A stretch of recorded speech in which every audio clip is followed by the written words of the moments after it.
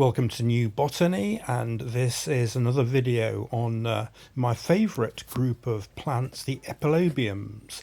I love these plants because they seem to hybridise regularly, and not only that, they seem to be in an active state of evolution, and some new forms appear to be developing. This is a typical adenocaulon.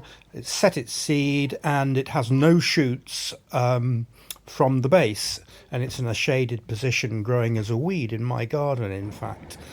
But a couple of days before that, I found these specimens of Epilobium adenocaulon growing in a curb, and obviously the main plant had died down. And strangely enough, at the bottom there were abundant flowers coming up from the base of the plants.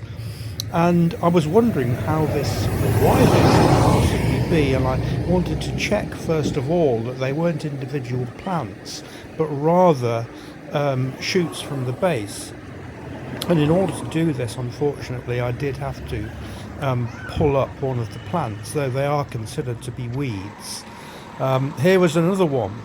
Again, it's mainly finished flowering, but new, very short shoots developing from the base. Now, why is this? What's happening? And as I said, when I actually wanted to check where these shoots are coming from, they were actually on the original plant that had died back. The new shoots had completely come from the bottom, only a couple of inches tall. And this is very unusual. I haven't seen Willowherbs doing this before. So I wanted to know why, and as often I consulted AI to give me some ideas as to what is happening with these plants. Why are they sending off abundant flowering shoots from the base? And I was able to find several answers to that using AI, and I'll tell you that now. It's a drought-induced architectural plasticity. When it experiences severe water loss, it fundamentally changes its physical growth to ensure reproductive survival. In other words, it's concentrating on producing flowers more than any other kind of growth. And I wonder if the seed that had already been set had actually aborted because of the lack of moisture.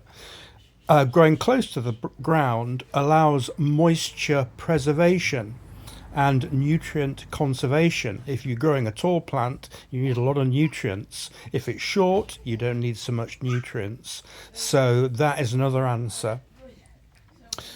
Energy redirection by skipping tall vegetative growth. The plant channels all available nutrients and moisture into making flowers. In addition, the plant is undergoing emergency reproduction.